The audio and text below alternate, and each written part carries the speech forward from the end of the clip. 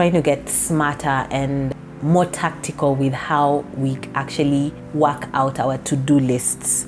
How exactly do we get more done? You have data and information to help you make informed decisions. Are you constantly in crisis mode? How do you fix that? Are you constantly overwhelmed by work that you may not necessarily have to be doing by yourself? Do you need a team?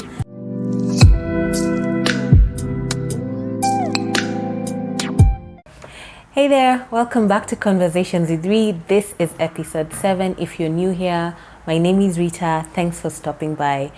Excited to announce that this month we are uploading 2 episodes of Conversation with Ree.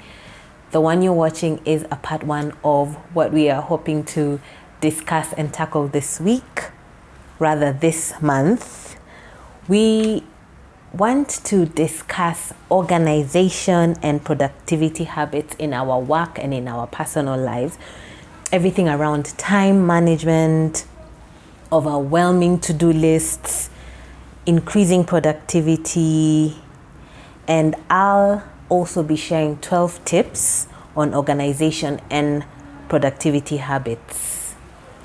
Do you ever have those meetings with yourself where you feel like you are just not operating at optimum, but just do not know how to get there? Plus, you're constantly feeling like there is just too much to do. There's always something new coming in before you've even gotten to finish what you already have on your plate. Or does any of these sound familiar? Whenever you face a difficult or unwanted task, you find yourself hitting the snooze button, like, I'll just do that later. Basically, you get into this procrastination cycle with yourself, and then have to work extra long hours to make up for the time you missed because deadlines eventually approach and you have to get what you need to get done. Or a deadline approaches or feedback for something is needed and it hits you that it totally slipped your mind, you forgot, you dropped the ball or have dropped the ball a couple of times. Or some days you just do not know where your time goes. You were busy, you were up and down, so much was going on, but you did not achieve what you hoped to achieve. Sometimes little distractions often derail the whole day, and those distractions at that point seemed like things that needed your attention, but they did not add value to what it is you were hoping to achieve. Or you constantly or every so often find yourself working past the point of optimal productivity because you need to keep going, because you need to get something out immediately or soon. Or, which I think is a lot of us, have a lot of open-ended work that could take unlimited or unpredictable amounts of time. There's projects and there's things that need to get done, but you have no idea how soon you can get it all done. Or are you overly optimistic about how much work you can get done in a day? I feel like that describes me so often. Sometimes all my work is, I think I can get A, B, C, D done, and by the end of the day, I only got to B. Basically, if you're struggling with your productivity, your efficiency, your time management in your work and your personal life tasks, hopefully I have some tips that you can probably inspire you along your journey or help you crack those areas that you've been feeling stuck at, or get clarity on things that you can help you get your ball rolling. So what is productivity? A couple of definitions that stood out for me are: productivity is the state of being able to create at a particular high quality and quick speed. So at high quality and at quick speed. It's increased output and increased efficiency, minimizing waste of effort, minimizing waste of expenses. It is how much work is accomplished over a particular period of time. So it could be low productivity or high productivity, depending on what was hoped to be achieved. I like this one. It's adopting an attitude of continued improvement, which I think is the essence of this video, to help us create that attitude and to help us create that habit of productivity. Productivity skills are essential skills that can be used in any career. I don't know, are you a baker, a farmer, a teacher, an interior designer, a tailor, an astronaut? I feel like everyone is going to space now, so I could just be talking to an astronaut. But I guess by the time you're on those levels, your productivity has to be super high, or content creation. I don't know. Basically, they are essential skills that can be used in any career and are just as essential and applicable on a daily basis to one's personal life. Productivity skills allow you to use your time, your energy, your resources in an efficient way to maximize achievement. Generally, I feel like we've been taught to measure productivity by getting things done, aka ticking items off your to-do list. But the thing is, to-do lists are like an endless in tray. You feel like you're clearing the tray, but more work gets done. More work comes in, rather. They have no constraints and they just keep going on and on and on, and you never finish anything on it. And the interesting thing is, especially in a work setting, if you're really good at getting tasks out of the way, then you get more work sent your way. So it's like the more work you do, the more work you get to do. So essentially, to-do lists have no constraints, and we never finish our to-do lists. I like something I had Nir Eyal say, must have been off a YouTube ad that caught my attention. Basically, he encourages that we start measuring productivity by the ability to do what you said you would do without distraction. So you measure your productivity by the metric of focus ability, and that way you will see yourself get more done. I find that quite interesting. So now we are looking at how well did you do that task, and the better you do tasks, the more you'll get done, versus just looking at your entire list and trying to strike things off. So how exactly do we get more done? I think first and foremost, we need to get organized and we need to have a plan. And that's what I want to tackle first before I get to the 12 tips that I'm going to share. So essentially, we need to know exactly what needs to get done and in what order. So the what and then the how. What's going to be our strategy? What's going to be the techniques we're going to use? So first and foremost, we get organized by creating what I'm calling a master in tray. So this in tray is basically the to-do list of all your to-do lists. It's like, let's call it a master checklist, a master to-do list, a master worksheet, where everything that needs to get done and everything that keeps coming in to get done is added to this list, is added to this in tray, having basically a general work plan of all the work you need to get done. And remember, we're talking work and we're talking your personal work. So it's a master compilation of everything. I want us to work this out by trying to get smarter and more tactical with how we actually work out our to-do lists. So I want us to create, for the very first time you're doing this, create a monthly to-do list or a monthly in-tray. Basically, we're heading towards the end of August, so September is coming up, and you probably already know things that you intend to do in September, or you have things that are not going to get completed this month. So that's what you begin compiling.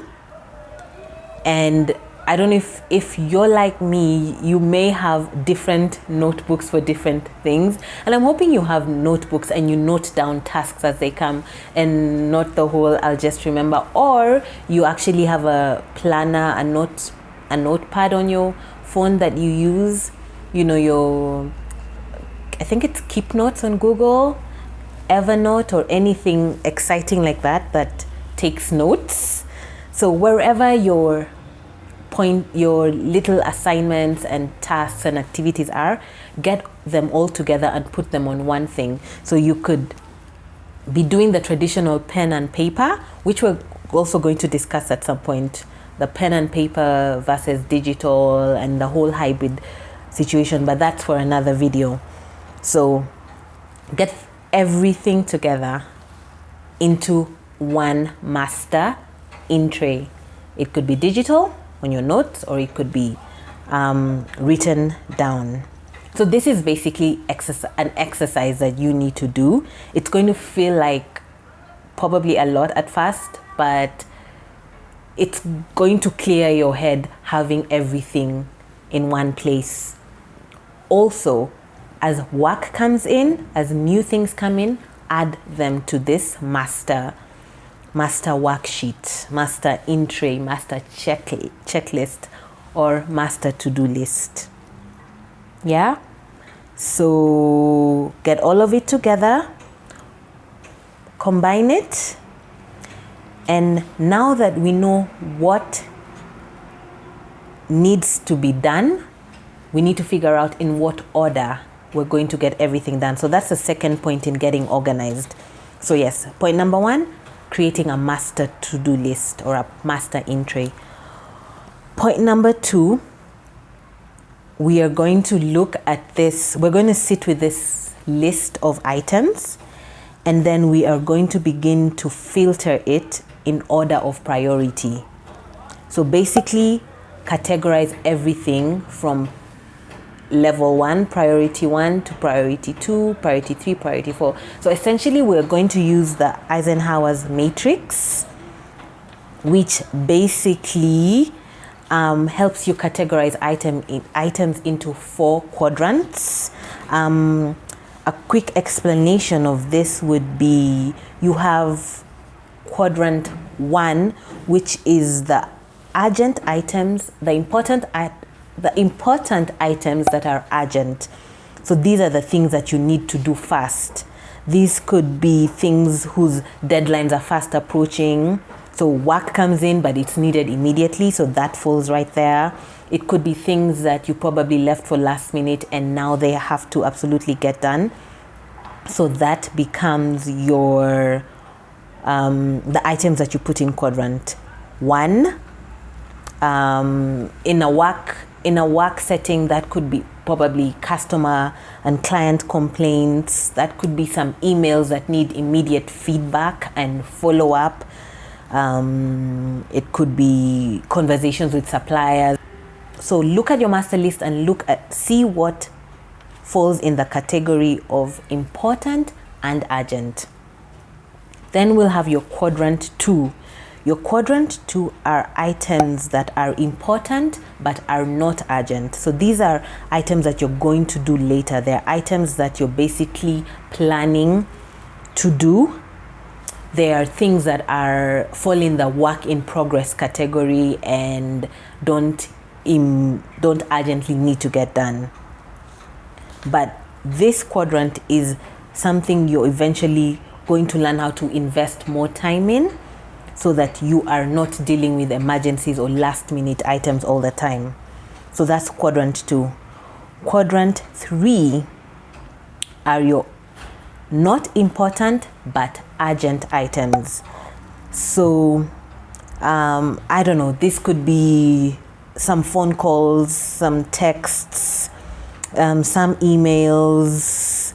Basically, the idea here is these are tasks that you could probably delegate or reschedule or make renegotiate the dates and things like that. So again, in a work setting, maybe it could be meetings that you don't necessarily have to take, or someone else can take for you. It could be anything that is negotiable or something that you could delegate. I'll talk a bit more about this quadrant and what I think about it in a little bit. And finally, quadrant 4. This is the not important and not urgent category. This is sometimes probably where you find yourself spending a lot of time unintentionally. There could be emails, there could be calls, there could be unimportant or unproductive meetings, there could be social media. Basically, it could also be TV. It's basically stuff that activities that take up your time, or things you do, but you spend more time there and they don't contribute to your goals and to what you're trying to achieve. Let's say for the month, remember we're looking at September. So this area is an area you are going to have to learn how to reduce, limit, or hopefully eventually eliminate. So that's in essence what we are doing with our list. I need to point out that what we are doing is more or less prioritizing the work for the month. I'll insert a picture so you just know what the Eisenhower's matrix looks like, but I recommend after this video, go check it out and figure out how it works for you based on the tips I'm going to share. But basically you will have category quadrant 1, category 2, category 3, and 4. So remember, we call them priorities. So you have priority 1 items, priority 2 items, priority 3 items, and priority 4 items. Essentially, you can do this for if you're already ahead of the game, like you already have your stuff sorted out. I'd also suggest that this is something that you can be doing for your week, for your day, or for particular projects or events that you are maybe leading or helping coordinate. So you could create Eisenhower matrices. You can create an Eisenhower matrix for specific projects, for specific events, or specific weeks, specific days. That's like the more broken down version. But remember, we're starting this with a whole, how do we begin to get order into our life? So we're still looking at the month, but that's just for you in case you're already ahead of the game. So once you have done your month list, and broken down everything into your 4 priority categories, I want you to look at category 1 or quadrant 1 as your week 1 items for September. Quadrant 2 or priority 2 items will be your week 2, week 3, week 4. That's the idea of the exercise we are doing. Yeah, I hope you're following. I hope I didn't lose you.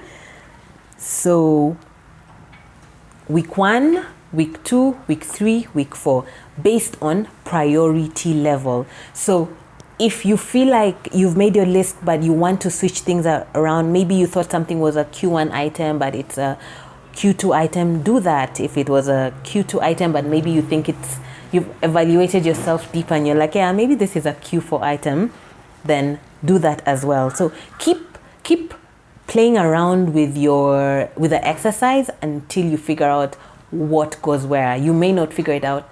You may not get it the very first time, but the more you practice, the more you do it, you get better at prioritizing your tasks. Yeah, and maybe beginning to realize, I thought some things were not important, but I actually need them in my in a higher priority level. So now that you have your week 1 items which fall in your priority 1, I want you to narrow down week 1 into days. So you have your 10 items for week 1. Figure out what items are going to go into day 1 of the week, day 2, day 3, day 4, day 5, day 6, day 7. And essentially, if you're lucky and if you get better at this, you probably thought all those tasks would take you 7 days and you end up doing them in 3 days. Then you can begin to work on items from week 2 of September and on and on and on. So remember, we're trying to get efficient. We're trying to get better quality work done and get it done faster. So eventually or ultimately, you will be doing more work in less time. So you're looking at your week 1 and then you're breaking it down into the days of the week, what you need to get done. Probably I can give you a wide random example of what a week can look like in a typical day, or a typical week could probably look something like, you've got the work you expected to do for the week or for the day that you planned out. And then because of your role, certain items are sent your way. This and this came in. Please check this out. Please check that out. And then your boss decides to delegate work your way. So now there's extra tasks going on. Then probably in that week you are hosting dinner and you need to buy the dinner items, cook, prepare, do the meal prep and everything else that you need to prepare. Maybe you work in a certain side of town and your brother, your sister, your mom, your dad, your husband, your wife asks you to get something that is only gotten in that area. So you need to throw in that errand into your activities. Or maybe your kids get home and tell you they have a science project that they need to do the next day. They need to do in 2 days, and so you need to go shopping for those items and whatever. I know, I'm just picking up random things from my head. Or a friend reaches out and says they're in town and you guys had planned to catch up when they got into town and they have a tight schedule, so now you need to fix that into your week. Your social groups have things going on, maybe, I don't know, social groups have a lot of things going on and they happen to fall in that same week. You need to get your hair and nails done, or you need to shave and get a massage, or whatever it is. What I'm trying to say is, at any given time, you are juggling a couple of things. So now what you're trying to teach yourself to do is to begin to prioritize, begin to know where items fit, so that as new items come in, you know where to put them, and you begin to, at a glance, know, for such and such week, I have an overflowing work schedule. I need to pick up my speed and get things done. So it just basically begins to help you to plan better, focus better, see better. Yeah. Ideally, if we're looking at this as if you were doing the Eisenhower matrix for the day, for the week, or for projects, what you will be aiming at doing is clearing items in quadrant 1, putting more focus and investing more time in items in quadrant 2 so that you are eliminating the last minute that you keep experiencing, that things keep spilling over to quadrant 1. So a lot of times you'll find yourself, you're constantly dealing with things that are urgent and all need to be done now. So urgent, all important, but rarely in this place where you can pace yourself and plan and focus. Or items were there at one point, but soon the deadlines caught up, and then now they are Q1 items. Yeah.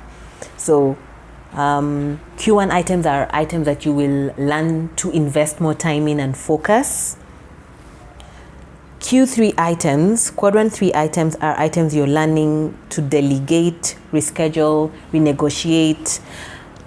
But I feel like Q3 items are a place where you can get very informed on where you need to outsource if you have the resources. You could share feedback with your boss and say, we are constantly spending time in, a lot of our work resources are getting wasted in Q3, and I feel like maybe we need someone extra on the team. Can we get a new hire and things like that? That could even just be in personal work, but even at an organization level, you can start seeing if you're spending more time in Q3, then maybe you need to outsource, maybe you need to hire, and on and on. And if you're probably running your own business, then that will begin to inform you for when your expansion comes, when you get the resources to be able to hire, what items, there's already work cut out for the people you would be hiring. And Q4 items would be items that you are learning to limit the time you spend there, reduce, eliminate, and things like that. But in our case, remember, this is week 1, week 2, week 3, week 4. Yeah. Basically, I have all these things to do. What are their priority levels? Are some of the things on my list necessary? Q4. Do I still need to be doing those? Maybe I need to outsource, or maybe I need to expand. Maybe we need to hire. Things like that. So I think it can help you identify a lot of things. But I must also add that I understand that you could be in a situation where you are currently a one-man team.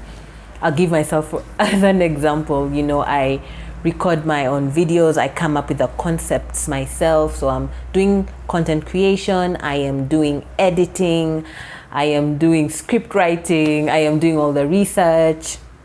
On top of that, I am building and running a business. On top of that, I am my own cook, my own chef, my own shopper. I do all the shopping, I do all the cleaning and things like that. You might be in a category of your life where technically you are doing everything. That's fine. What you're learning is that at some point you have data and information to help you make informed decisions. So at the point where the resources come in, or you can begin to plan for the resources, because now you have the information that's telling you, wait, I think I need to switch things up. I'm overwhelmed. Not getting much done. I am burnt out. You can find out why you're burnt out. Are you constantly in crisis mode? Are you constantly last minuting? How do you fix that? Are you constantly overwhelmed by work that you may not necessarily have to be doing by yourself? Do you need a team? Do you need to start figuring out how to grow, how to expand? Are you constantly spending more time in activities that may not be necessary anymore for the level you're trying to achieve? You know, or have you actually become the person who is investing more time on the areas that that are more long-term and have a good time lead on them, and you're actually churning out work from Q2? There's a lot you can learn from this exercise, but remember, we want to talk about the 16 tips of organization and productivity habits. So I feel like this video was basically to give you the activities and the assignments to do to basically know what you need to get done, or beginning to learn how to plan, beginning to learn how to get organized. put everything together, prioritize it, and then begin to work it out according to priority level, and then begin to get smarter about your work by assessing how, after assessing how it is you're currently functioning. Are you functioning in crisis? Are you functioning in wasting a lot of time? Are you functioning in activities you don't necessarily need to do? So this was about knowing what needs to get done and then prioritizing it so you can begin to now know how to execute it. So I hope this was clear enough. I feel like there was a lot of thoughts and a lot of ideas in this, and I hope I was able to share it out well enough for you to understand and for you to begin to implement. So go do your Eisenhower homework, and also do your monthly planner homework. Yeah. And in the next video, which I am uploading at the same time I'm uploading this one, is going to get us onto the specific tips that will help get you more efficient now that you have your plan set out, now that you have everything together, now that you have, I guess, your tactical moves, your strategy ready. So now what are the tactical moves we're going to do? I am looking forward to, questions, feedback, opinions, or your own insights from listening to this. What came to mind? What did you think about while you were listening? And please share away. And also watch the next video, because I think I have a couple of, I want to call them interesting gems that could help us level up in our productivity and our organization. Okay. Thank you for watching. See you in the next video.